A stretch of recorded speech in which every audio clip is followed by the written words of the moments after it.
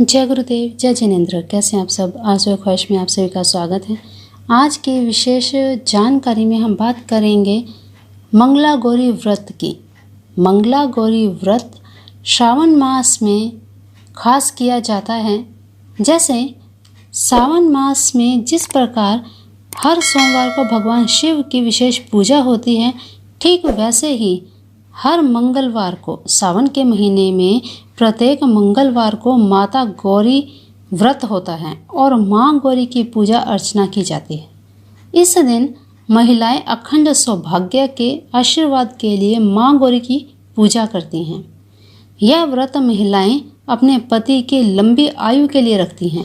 संतान के कल्याण के लिए भी यह व्रत किया जाता है। वैवाहिक जीवन की समस्याओं से बचने के लिए सोमवार के साथ साथ मंगला गौरी व्रत करने का भी विधान बताया गया है।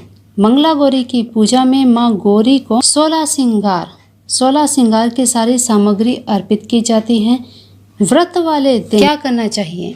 मंगला गौरी व्रत को किस तरह से करना चाहिए, आइए जानते हैं। व्रत वाले दिन व्रती को नित्य क्रम से जो भी महिला व्रत शुरू कर रही हैं, उन्हें अपने नित्य क्रम से फ्री होकर साफ वस्त्र पहनकर फिर मंगला गौरी व्रत एवं पूजा का संकल्प लेना चाहिए। इसके बाद पूजा स्थल पर माँ गौरी की तस्वीर एक चौकी पर स्थापित कर दें। दीप जलाकर माँ गौरी का षोडशोपचार विधि से या पंचोपचार विधि से पूजन करें। फिर उनको 16 श्रृंगार के सभी सामग्री साड़ी के साथ चढ़ाएं।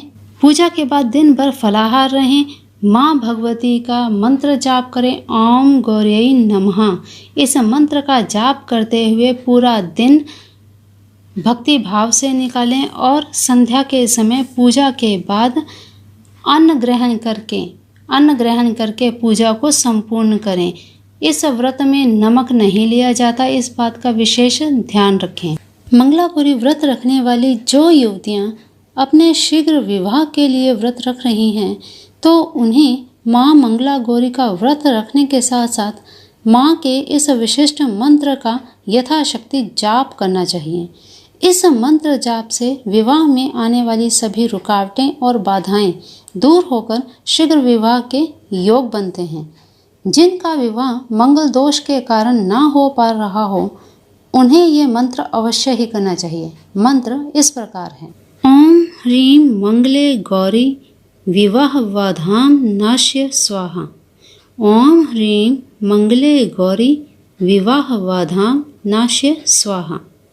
इस मंत्र का यथाशक्ति जाप करें। साथ ही संध्या के समय मंगला गौरी के सामने देसी घी का दीपक जलाकर 21 बार पूरे सावन में मंगल चंडिका स्तोत्र का पाठ अवश्य करें। स्तोत्र स्क्रीन पर दिया गया है, इसका आप स्क्रीनशॉट लेकर भी रख सकते हैं। मंगल दोष के कारण विवाह में अगर बाधाएं आ रही हैं, तो मंगल के 21 नामों का उच्चारण करते हुए 21 लाल पुष्प नवग्रहों में मंगल ग्रह पर अर्पित करें। ऐसा करने से भी मंगल ग्रह प्रसन्न होते हैं और आपकी बाधाओं में आने वाले सब संकट बाधाएं दूर हो जाती हैं। तो मंगला गौरी व्रत कब है? देखिए, पहला मंगला गौरी व्रत होगा 27 जुलाई 2021 दिन मंगलवार को। दूसरा मंगला गौरी व्रत होगा 3 अगस्त 2021 दिन मंगलवार को। तीसरा मंगला गौरी व्रत होगा 10 अगस्त 2021 को दिन मंगलवार। फिर चौथा और अंतिम मंगला गौरी व्रत होगा 17 जुलाई 2021 दिन मंगलवार को। तो ये 4 मंगला गौरी के व्रत। तो चलिए बात करते हैं मंगला गौरी व्रत कथा की। विशेष प्रचलित है ये व्रत कथा, तो इस व्रत कथा को ज़रूर सुनना चाहिए, पढ़ना चाहिए मंगलवार के दिन माँ भगवती का व्रत करते हुए। माँ गौरी की जो कथा प्रचलित है वो इस प्रकार है। प्राचीन काल में एक नगर में धर्मपाल नाम के एक सेठ अपनी पत्नी के साथ सुखपूर्वक जीवन यापन कर रहे होते हैं।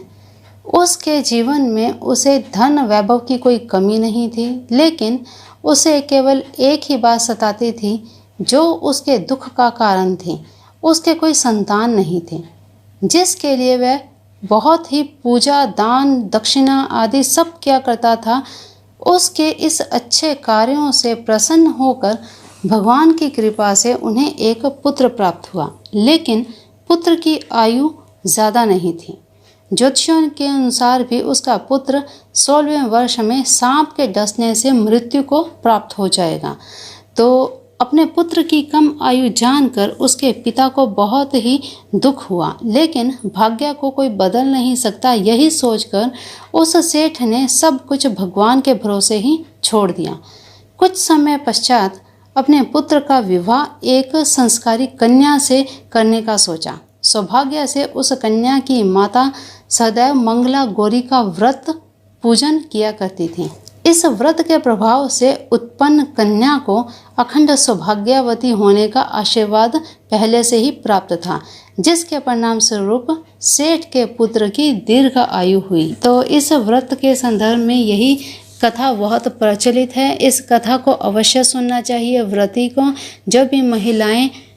जो भी महिलाएं व्रत करती हैं, इस कथा को सुनकर ही अपने व्रत का आरंभ करें। तो ये थी पूरी जानकारी माँ मंगला गौरी की, माँ पार्वती की पूजा विधान किस तरह से, कब और कैसे करनी चाहिए। इससे रिलेटेड और भी अगर आप जानकारी चाहते हैं, पूजा विधि कैसे की जाए, पूजा में क्या सामग्री ली जाए और किस तरह से आगे क्या किया जाना चाहिए, अगर आप ये सभी जानना चाहते हैं तो कमेंट बॉक्स में ज़रूर कमेंट कीजिएगा।